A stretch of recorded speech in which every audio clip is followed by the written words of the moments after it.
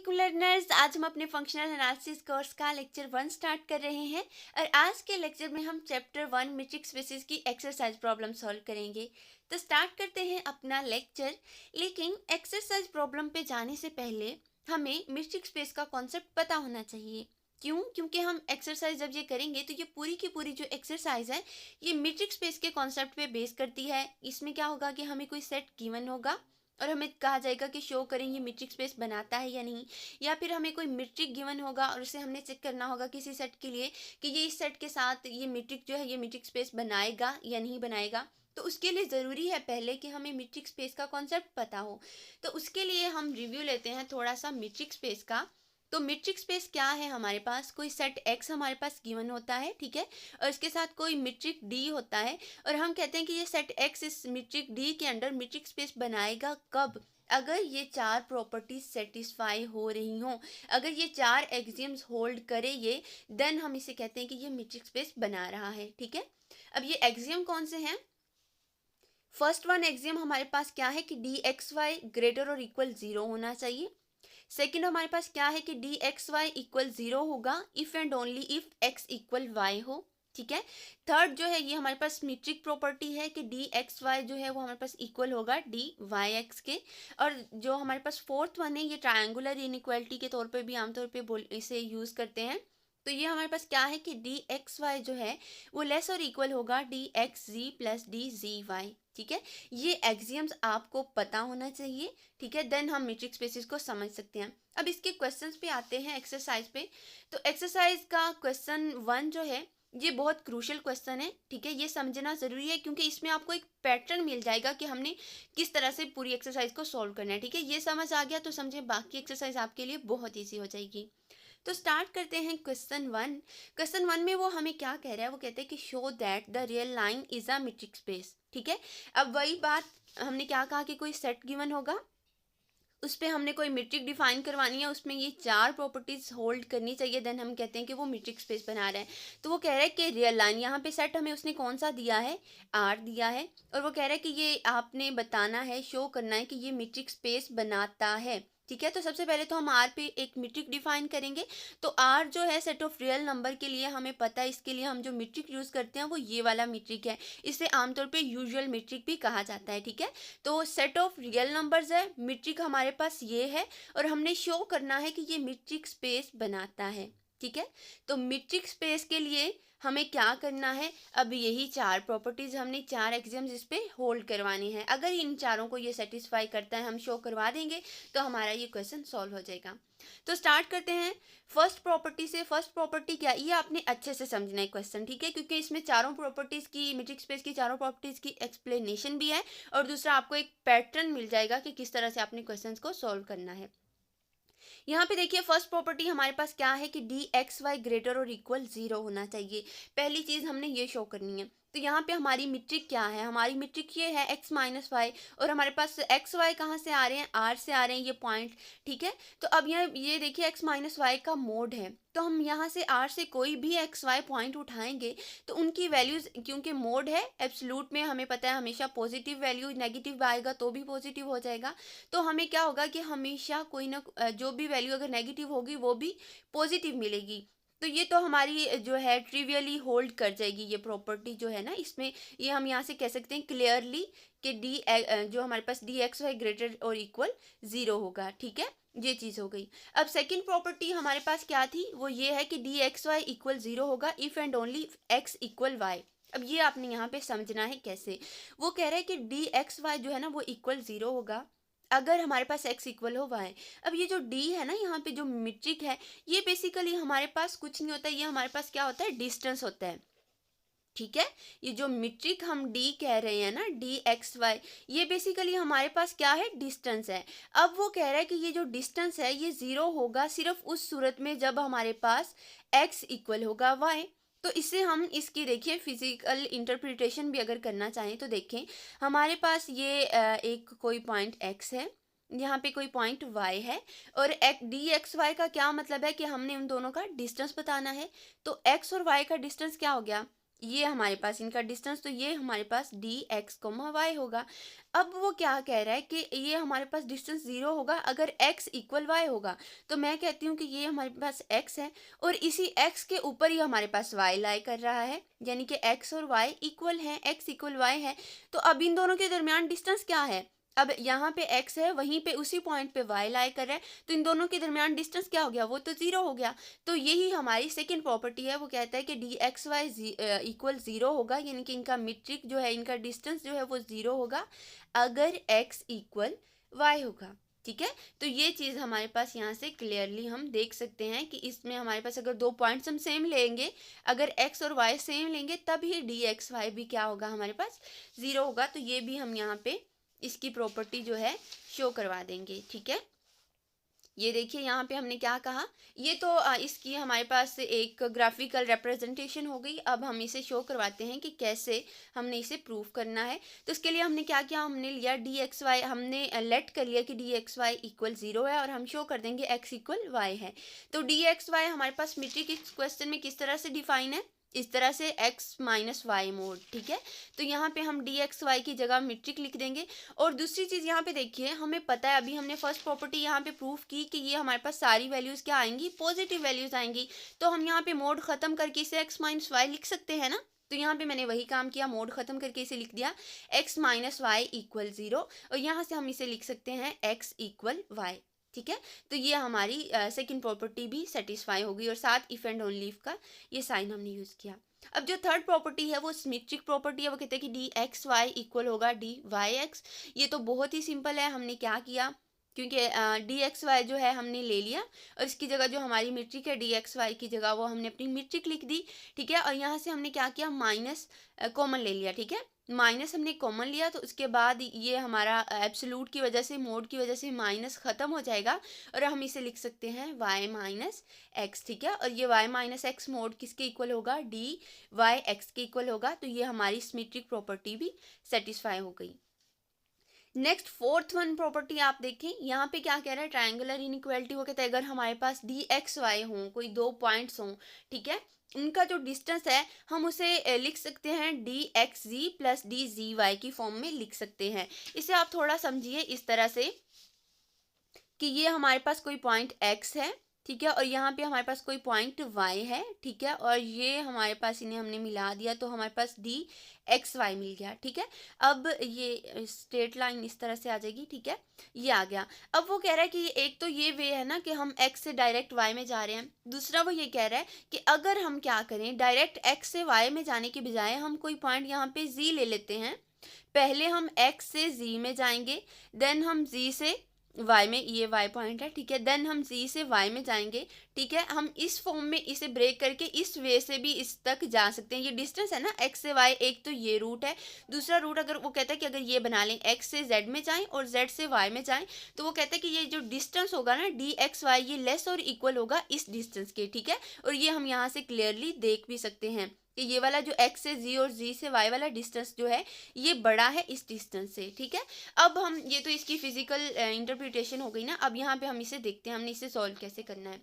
तो हमने क्या किया, लेफ्ट साइड इसकी ले ली डी एक्स वाई ले लिया और हमारे पास मीट्रिक क्या था, x माइनस वाई मोड था, वो ले लिया। ठीक है, अब हमने क्या किया, इसमें z ऐड भी कर दिया और सब्ट्रैक्ट भी कर दिया। अब ब्रैकेट में ये चीज़ अलग कर ली, ये चीज़ अलग कर ली। ठीक है, और अब हम यहाँ पे इस पे हमें मोड की इनइक्वालिटी हमें पता है यहाँ पे कि अगर हमारे पास a प्लस बी मोड हो तो हम उसे लिख सकते हैं a mode plus b mode, और यहाँ पे लेस और इक्वल का साइन आता है हमारे पास। ठीक है, तो यहाँ पे हमने ट्रायंगुलर इनइक्वालिटी यूज़ की मोड के लिए जो होती है हमारे पास, तो हमारे पास ये चीज़ आ जाएगी। ठीक है, अब यहाँ से जो ये हमारे पास मोड x माइनस जी है ये डी एक्स जी के इक्वल है, और ये जो मोड जी माइनस वाई है ये डी जेड वाई के इक्वल है। ठीक है, और ये हमारे पास, हमने यही चीज़ शो करनी थी कि डी एक्स वाई जो है वो हमारे पास लेस और इक्वल होगा डी एक्स जी प्लस डी जेड वाई। तो अब ये देखें, ये सेट ऑफ रियल नंबर के लिए जो मीट्रिक हमने यूजुअल मीट्रिक सेलेक्ट किया था, उस पर मीट्रिक की ये चारों प्रॉपर्टीज़, चारों एक्सियम हमने सेटिस्फाई कर दिए, इन चारों को होल्ड कर रहा है। तो अब हम कहेंगे कि हमने प्रूफ कर दिया, so R is the metric space. ठीक है, ये हमारा क्वेश्चन 1 है। आगे नेक्स्ट क्वेश्चन पे चलते हैं, ये ज़्यादा क्रूशल था, इस पर थोड़ा ज़्यादा टाइम लगा। बाकी क्वेश्चंस इजी, आपको ये समझ आ गया तो बाकी करना बहुत आसान होगा। क्वेश्चन नंबर 2 पे चलते हैं। क्वेश्चन नंबर 2 में वो हमें क्या कह रहा है, क्वेश्चन नंबर 2 में उसने हमें एक मीट्रिक दिया है, ठीक है। मीट्रिक क्या है, D X Y equal X minus Y square. ये मीट्रिक दिया और वो कह रहा है कि आपने क्या करना है, चेक करना है, define a metric on the set of R real number, ठीक है। जैसे हम अभी हम पीछे देख के आए हैं कि सेट ऑफ रियल नंबर के लिए हमने एक मीट्रिक यूजुअल मीट्रिक लिया था एक्स माइनस वाई, तो ये इसके साथ मीट्रिक स्पेस बनाता था। अब उसने मीट्रिक ये दे दिया और हमने शो करना है कि क्या ये भी इसके लिए, ये मीट्रिक भी सेट ऑफ रियल नंबर के लिए वो चारों एक्सियम होल्ड करता है या नहीं करता। तो देखिए उसके लिए हम क्या करेंगे, इसकी ज़रूरी है कि ये चारों प्रॉपर्टी सेटिस्फाई करें। तो इसमें बाकी जो प्रॉपर्टीज़ है ना वो सारी सेटिस्फाई हो जाएंगी। जो जैसे फर्स्ट प्रॉपर्टी है, तो देखिए क्लियरली एक्स माइनस वाई का स्क्वायर है, तो स्क्वायर आ रहा है तो यहाँ पे जो भी वैल्यू होगी वो हमेशा हमें पॉजिटिव ही मिलेगी। तो डी एक्स कोमा वाई जो है वो हमारे पास ग्रेटर और इक्वल जीरो, ये प्रॉपर्टी सेटिस्फाई हो जाएगी। इसी तरह इसमें सेकंड प्रॉपर्टी और जो थर्ड प्रॉपर्टी सिमेट्रिक प्रॉपर्टी है वो भी होल्ड करेगी। लेकिन इसमें इशू कहाँ पे आएगा, फोर्थ प्रॉपर्टी में। ये जो हमारे पास मीट्रिक है इसका आंसर हमने क्या देना है कि नो, ये जो मीट्रिक है ये सेट ऑफ रियल नंबर के लिए मीट्रिक स्पेस नहीं बनाएगा। और क्यों नहीं बनाएगा, क्योंकि इसमें जो फोर्थ प्रॉपर्टी है ट्रायंगुलर इनइक्वालिटी जो है ये सेटिस्फाई नहीं करती, ठीक है। अब सेटिस्फाई नहीं करती तो इसके लिए क्या है, हम शो करने के लिए कोई काउंटर एग्जांपल दे देंगे। तो अगर कोई काउंटर एग्जांपल हमें मिल जाती है तो ये हमारा प्रूफ हो जाएगा। तो ये देखिए हमारे पास फोर्थ प्रॉपर्टी यही है, डी एक्स वाई लेस और इक्वल डी एक्स जी प्लस डी वाई जी, ठीक है। अब हम क्या करते हैं, तो इसके लिए ज़रूरी है कि ये जो हमारी एक्स वाई वाली metric X minus Y square है ये लेस और इक्वल होनी चाहिए इससे, ठीक है। अब हमने क्या किया, हमने यहाँ पे कोई हमने इसकी काउंटर एग्जांपल देनी है, तो इसके लिए हमने कोई खुद से पॉइंट्स ले लिए हैं, ठीक है। इन जनरल कोई पॉइंट ले लिए, एक्स इक्वल 4 वाई इक्वल 2 जी इक्वल 3, ये आर्बिट्रेरी पॉइंट्स हमने खुद ले लिए हैं। अब ये देखें यहाँ पे हमने पुट किया इस इनइक्वालिटी में, तो अब यहाँ पे देखिए जो आंसर आया वो हमारे पास आ रहा है 4 लेस और इक्वल टू। तो 4 लेस और इक्वल टू नहीं होता, 4 तो ग्रेटर है ना 2 से, तो इसका मतलब ये इनइक्वालिटी ट्रू नहीं है, ठीक है। तो इसमें क्योंकि फोर्थ प्रॉपर्टी सेटिस्फाई नहीं कर रही, इसलिए हम कहेंगे ये जो हमें मीट्रिक गिवन था ये सेट ऑफ रियल नंबर के लिए मीट्रिक नहीं बनाता, मीट्रिक डिफाइन नहीं करता इस पे। नेक्स्ट आ जाइए क्वेश्चन नंबर 3 पे।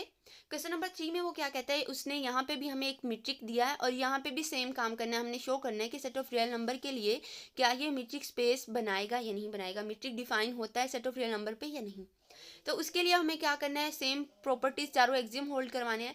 तो यहाँ पे देखिए फर्स्ट जो है M1 M2 M3 जो पहले तीनों एक्सियम है वो तो होल्ड कर जाएंगे, क्योंकि x minus mod Y mod के लिए अभी हम सारे एक्सियम होल्ड करवा के आए हैं, तो वो सिमिलरली यहाँ पे भी होल्ड करेंगे, ठीक है। अब हमें चेक करना है, जिसे वो प्रॉपर्टी जो ज़रूरी है वो है M4, क्या इसमें M4 भी होल्ड करेगी। तो उसके लिए हमने क्या किया, ये हमारे पास डी एक्स वाई इक्वल, ये हमारे पास मीट्रिक गिवन था, हमने क्या किया जैसे फर्स्ट क्वेश्चन में किया था, यहाँ पे भी हम क्या करेंगे, फोर्थ प्रॉपर्टी चेक करने के लिए z ऐड भी कर देंगे, z माइनस भी कर देंगे, ठीक है। तो यही काम किया। उसके बाद हमने क्या किया, इसमें ये चीज़ और ये चीज़ इन दोनों पे मोड अलग अलग अप्लाई कर दिया। तो ट्राइंगुलर इनइक्वालिटी के लिए जो हमारे पास रूल है, तो ये हमारे पास लेस और इक्वल का साइन आ जाएगा, ठीक है। अब यहाँ पे हमारे पास इसके सेटिस्फाई होने के लिए ज़रूरी है कि स्क्वायर रूट भी दोनों पे अलग अलग आए, ठीक है, दोनों पे अलग अलग स्क्वायर रूट आना चाहिए। तो उसके लिए हमारे पास यहाँ पे एक प्रॉपर्टी है स्क्वायर रूट की, शायद ये आप में से ज़्यादा लोगों को नहीं पता हो। ये प्रॉपर्टी क्या है कि हमारे पास स्क्वायर रूट जो है, अगर दो नंबर्स का हमारे पास स्क्वायर रूट गिवन हो a प्लस बी का, तो हम उसे लिख सकते हैं लेस और equal square root a plus square root b, ठीक है। कब ये जो इनइक्वालिटी सिर्फ उस टाइम हम यूज़ कर सकते हैं जब हमारे पास पॉजिटिव नंबर्स हों। तो ये हमारे पास पॉजिटिव नंबर्स हैं सारे, क्यों, क्योंकि हमने जो m1 है उसमें हमने शो किया है कि डी एक्स वाई जो है वो हमारे पास ग्रेटर और इक्वल 0 होगी, ठीक है। यानी कि ये जो हमारे पास नंबर्स आएंगे ये हमेशा पॉजिटिव होंगे। तो क्योंकि ये पॉजिटिव नंबर्स हैं तो इसलिए हम यहाँ पे ये इनइक्वालिटी यूज़ कर सकते हैं। तो आगे हमने क्या किया, यही इनइक्वालिटी यूज़ की। तो अब यहाँ पे हमारे पास शो हो गया कि डी एक्स वाई जो है वो लेस और इक्वल आएगा डी एक्स जी प्लस डी जेड वाई, ठीक है। तो ये हमारा क्वेश्चन नंबर 3 था। नेक्स्ट मूव करते हैं। नेक्स्ट देखिए क्वेश्चन नंबर 4 में हमें वो क्या कह रहा है, वो कह रहा है कि find all matrix on a set x consisting of 2 points. वो कह रहा है कि सेट एक्स है हमारे पास और वो सेट कैसा है कि उसमें सिर्फ 2 पॉइंट्स हैं, ठीक है। एक सेट एक्स है और उसमें सिर्फ 2 ही पॉइंट्स हैं, एक्स और वाई ले लें लेट्स सपोज, ठीक है। और वो कह रहा है कि आपने सारे मैट्रिक बताने हैं जो इस सेट पे डिफाइन हो सकते हैं, ठीक है। अब हमने क्या करना है, देखिए हमने कहा कि एक्स जो है इसमें हमारे पास 2 ही पॉइंट हैं, अब अगर x में दो ही पॉइंट हैं तो इसमें जो ट्रायंगुलर इनइक्वालिटी है वो तो ट्रिवियली ही होल्ड करेगी, क्योंकि पॉइंट्स ही दो हैं। ट्रायंगुलर इनइक्वालिटी में क्या करते हैं हम, x y और z कोई तीन पॉइंट लेते हैं ना, लेकिन यहाँ पे हमारे पास क्या है, पॉइंट ऑलरेडी सिर्फ दो ही पॉइंट है। तो जो ट्रायंगुलर इनइक्वालिटी है वो तो ट्रिवियली होल्ड करेगी इसमें, ठीक है, उससे हमें प्रूव करने की, शो करने की कोई ज़रूरत नहीं है। तो इसका मतलब कि ये चीज़ तो M4 जो है वो तो इसमें होल्ड कर रही है। तो इसका मतलब हमारे पास कोई भी जो मीट्रिक, कोई भी metric x cross x to r जो मीट्रिक हमें मिल रहा होगा, कोई फंक्शन जो भी होगा, वो हमारे पास इसके लिए मीट्रिक बनाएगा कब, अगर वो बाकी प्रॉपर्टीज को होल्ड करे ट्रायंगुलर इनइक्वालिटी के अलावा, ठीक है। तो इसमें इन मैनी हमारे पास मिल सकते हैं हमें ना मीट्रिक, तो वो हम इसमें इन जनरल इस तरह से लिख देंगे। अब जो इसका इसमें दो पार्ट हैं क्वेश्चन में। एक पार्ट तो ये था कि सेट में अगर हमारे पास दो पॉइंट हो, और दूसरा पार्ट इस क्वेश्चन में ये है कि उस सेट में अगर हमारे पास सिर्फ एक पॉइंट हो। वो कह रहा है दूसरे पार्ट में उसने कहा है कि कंसिस्टिंग ऑफ वन पॉइंट। तो इसका सेकंड पार्ट हम देखते हैं, उसमें उसने क्या कहा है कि बी के पास जो सेट एक्स है उसके पास हमारे पास सिर्फ एक ही पॉइंट है। अगर उसमें एक ही पॉइंट है तो देखिए उसमें जो ट्रायंगुलर इनइक्वालिटी है वो तो ट्रिवियली होल्ड करेगी, ठीक है, क्योंकि उसमें पॉइंट ही एक है। दूसरी बात, उसमें जो सिमेट्रिक प्रॉपर्टी है वो भी ट्रिवियल हो जाएगी, क्योंकि पॉइंट ही एक है, दो पॉइंट होंगे तो ही हम उसे लिख सकते हैं ना सिमेट्रिक में। तो ये हमारे पास तो पॉइंट ही एक था, तो ये भी ट्रिवियली होल्ड करेगी।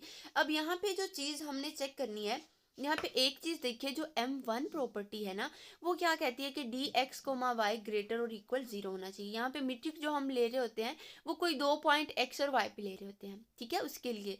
अब यहाँ पे हमारे पास क्योंकि सेट x में एक ही पॉइंट है, लेट्स सपोज वो x नोट है, तो अब क्या होगा, जो मीट्रिक हमारा होगा वो भी किस पे जाएगा, x नोट से x नोट पे ही जाएगा ना।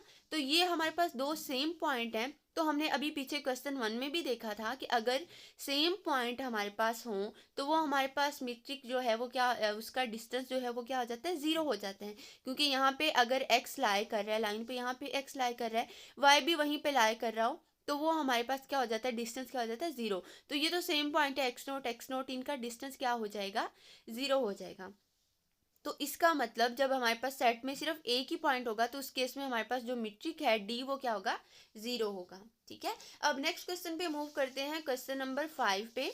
क्वेश्चन नंबर 5 में हमें वो क्या कह रहे हैं, वो कह रहा है कि let D be a metric on X. D कोई मीट्रिक है सेट एक्स पे, ठीक है, और वो कह रहा है कि आपने वो सारे कांस्टेंट के बताने हैं सच दैट के डी एंड डी प्लस के इज आल्सो अ मीट्रिक। पहले तो क्वेश्चन को समझें। क्वेश्चन में वो क्या कह रहे हैं, कोई सेट एक्स है, उस पर कोई मीट्रिक डी डिफाइन है, ठीक है, डी ऑलरेडी उसने हमें बता दिया मीट्रिक है, और वो कह रहा है कि आपने शो करना है कि के डी भी मीट्रिक हो, ठीक है, के डी भी मीट्रिक हो और डी प्लस के भी मीट्रिक हो। तो ऐसे कौन से हम के ले सकते हैं कि वो के जो के क्या है, कोई स्केलर है, वो के हम डी के साथ मल्टीप्लाई करें तो भी डी मीट्रिक रहे, या वो के हम इस डी में ऐड कर दें तो भी डी क्या रहे, मीट्रिक ही रहे। तो ऐसे कौन से के हम ले सकते हैं, सिलेक्ट कर सकते हैं। तो उसके लिए देखिए इसके सोल्यूशन पे आ जाइए। हमने सबसे पहले तो ये चीज़ लिख दी कि एक्स डी जो है वो हमारे पास मीट्रिक स्पेस है, क्योंकि उसने हमें क्वेश्चन में ही बता दिया कि एक्स जो डी जो है वो एक्स पे हमारे पास मीट्रिक डिफाइन है। तो अब हम इसमें ना M1 को चेक करते हैं पहले। अगर M1 सेटिस्फाई कर गई तो हम कहेंगे कि बाकी भी इस पे सेटिस्फाई कर रही हैं। तो M1 क्या कहती है कि डी एक्स वाई हमारे पास ग्रेटर इक्वल जीरो होना चाहिए। तो D तो हमारे पास मीट्रिक है ही है ना, डी एक्स वाई जो है वो तो हमारे पास ग्रेटर और इक्वल जीरो होगा ही होगा। अब उसके साथ हमने K मल्टीप्लाई किया है, K मल्टीप्लाई किया, तो ये हमने देख रहे हैं कि क्या K मल्टीप्लाई करने से भी ये ग्रेटर और इक्वल जीरो रहे। तो K मल्टीप्लाई करने से ग्रेटर और इक्वल जीरो कब रहेगा, जब K इटसेल्फ ग्रेटर और इक्वल जीरो हो। क्योंकि अगर हम K लेस देन जीरो ले लेते हैं, नेगेटिव ले लेते हैं, तो ये D को भी क्या कर देगा, नेगेटिव कर देगा। एक नेगेटिव नंबर किसी पॉजिटिव नंबर के साथ मल्टीप्लाई होगा तो नेट आंसर जो हमारे पास आता है वो नेगेटिव आता है। तो ये तो हमारी इनइक्वालिटी चेंज हो जाएगी, तो होल्ड नहीं करेगी। इसीलिए हम के कैसा ले सकते हैं, के हम यहाँ पे ग्रेटर और इक्वल जीरो यानी कि कोई पॉजिटिव नंबर ही ले सकते हैं। तो ये इसका आंसर आएगा। कौन से के, उसने कहा था सारे के डिटरमिन करें जो कि इसको होल्ड करें, तो हमने कौन से के लेने, ग्रेटर और इक्वल जीरो, ये चीज़ आ जाएगी। अब इसका बी पार्ट देखें। बी पार्ट में वो कहता है कि डी में हम कोई के ऐड करें तो भी वो मीट्रिक बनाए। तो हम कौन से, डी तो हमारे पास मीट्रिक है ही है, अब हम कौन से उसमें के ऐड करें कि वो फिर से मीट्रिक ही बनाए। तो अब सबसे पहले तो ये कि हम डी जो मीट्रिक गिवन होता है उसे एक्स वाई पे अप्लाई करते हैं, और m1 हमारे पास क्या है, ग्रेटर इक्वल 0, इसे शो करना होता है। तो यहाँ पे भी हम क्या करेंगे, अब हमारा मीट्रिक जो है वो डी नहीं रहा बल्कि हमने उसमें के ऐड कर दिया, तो डी प्लस के हो गया है। इसके साथ हमने पॉइंट क्या ले लिया, एक्स वाई ले लिया, ठीक है, डी की जगह डी प्लस के हो गया। अब देखिए ये जो हमारे पास डी प्लस के है या जो हमारा मीट्रिक होता है, ये बेसिकली हमारे पास क्या होता है, एक फंक्शन होता है, ठीक है। ये हमारे पास क्या है, फंक्शन होता है। तो हमें पता है कि कोई फंक्शन हमारे पास अगर दो फंक्शन हो और के क्या है, ये भी तो हम मीट्रिक कह रहे हैं ना, तो के भी क्या होगा, हमारे पास कोई फंक्शन होगा, डी भी फंक्शन होगा। तो अब देखिए अगर हमारे पास कोई फंक्शन दो ऐड हो रहे हो, एफ प्लस जी, और उनके साथ कोई नंबर हम x मल्टीप्लाई अगर करते हैं, ठीक है, तो क्या होगा, f के साथ भी x मल्टीप्लाई हो जाएगा और g के साथ भी x मल्टीप्लाई हो जाएगा, ठीक है। तो यहाँ पे भी हम यही चीज़ करेंगे, ये d प्लस के था तो x y ये जो हमारे पास पॉइंट है ये इन दोनों के साथ मल्टीप्लाई हो जाएगा। अब यहाँ पे देखिए डी एक्स वाई आ जाएगा, और जब k के साथ मल्टीप्लाई करेंगे तो k कांस्टेंट फंक्शन है। जब हमारे पास कोई कांस्टेंट फंक्शन हो तो उसके साथ कोई नंबर अगर, जैसे अगर g हमारे पास कांस्टेंट फंक्शन होगा तो उसके साथ x मल्टीप्लाई होकर वापस हमें g ही मिल जाएगा। तो k कांस्टेंट फंक्शन है, तो हमारे पास इसके साथ x जब ये एक्स वाई पॉइंट मल्टीप्लाई होकर वापस हमें के ही देगा, ठीक है।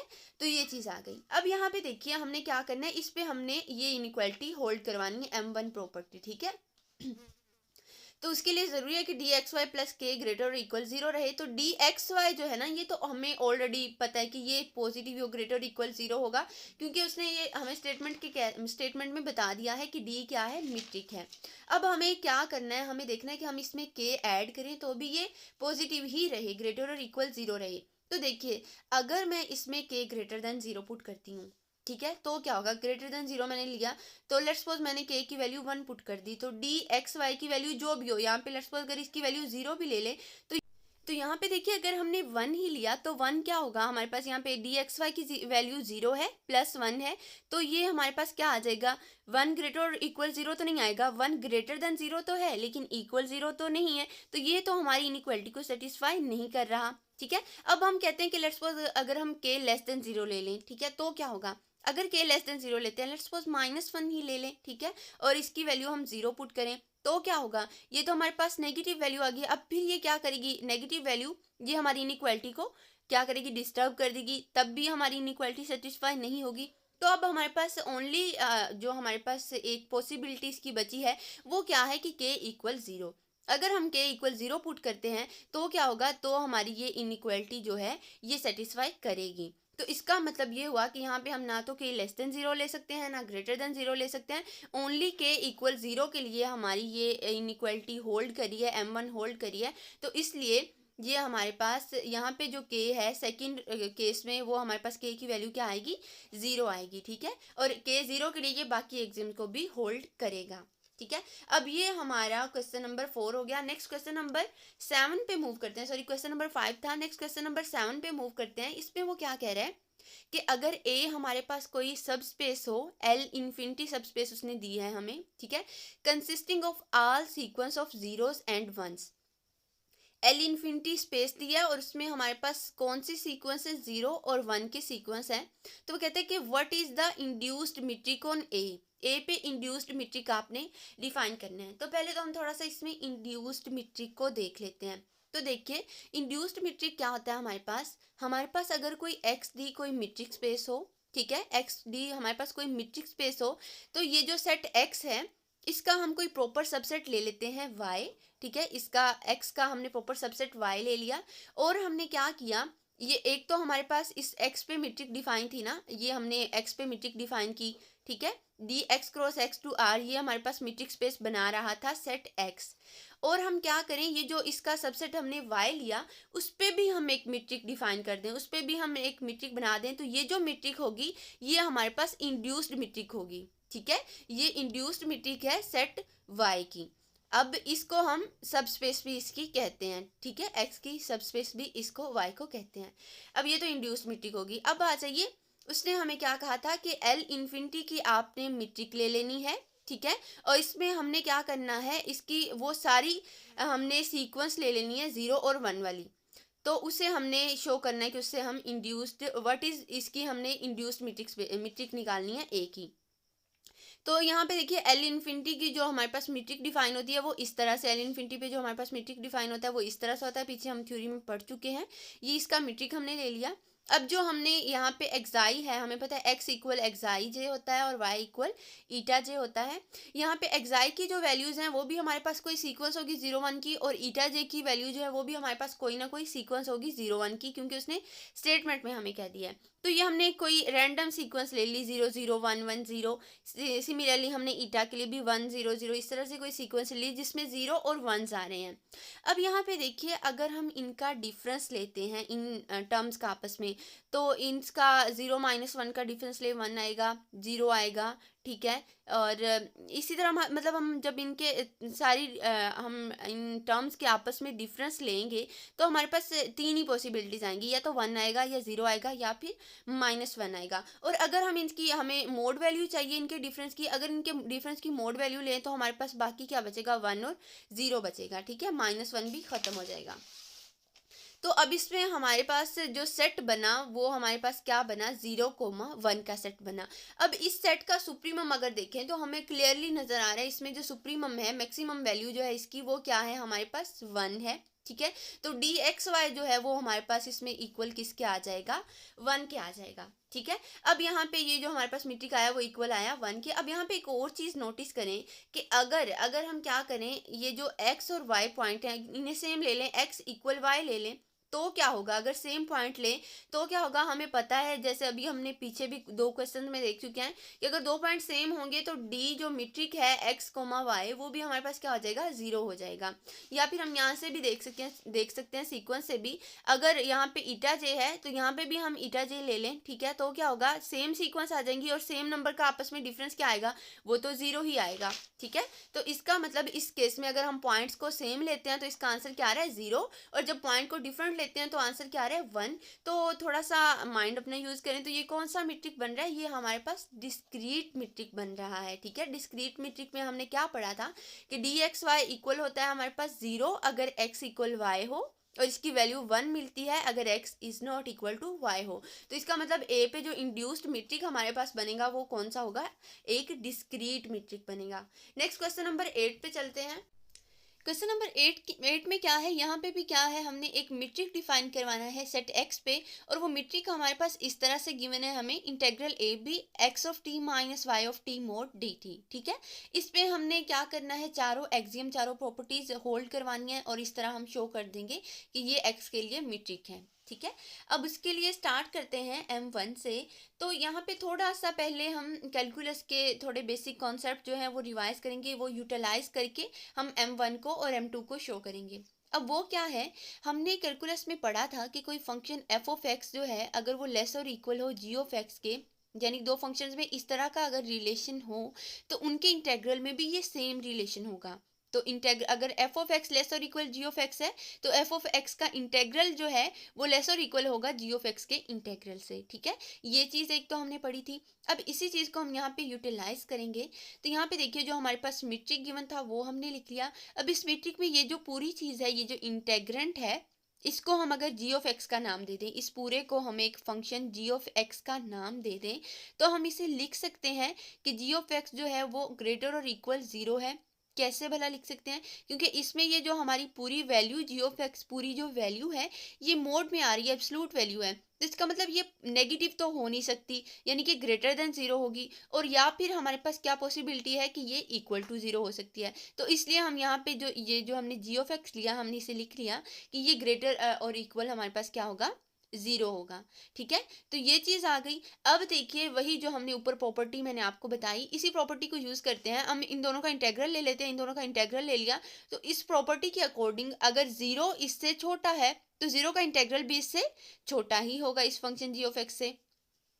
तो यहाँ पे ये चीज़ आ गई। और दूसरी चीज़ ये कि ये जो हमारे पास 0 का इंटेग्रल है ये हमारे पास 0 ही होगा, क्योंकि ये हमारे पास हमने कैलकुलस में एक थ्योरम पढ़ा था कि कोई अगर हमारे पास डेफिनेट इंटेग्रल हो, ठीक है, डेफिनेट इंटेग्रल्स की अगर बात करें तो वहाँ पे किसी फंक्शन का इंटेग्रल हमारे पास 0 सिर्फ उस सूरत में होता है जब वो फंक्शन इटसेल्फ 0 हो, ठीक है। तो 0 का इंटेग्रल हमारे पास क्या होता है, 0 ही होता है। तो ये इंटेग्रल इसका 0 आ गया।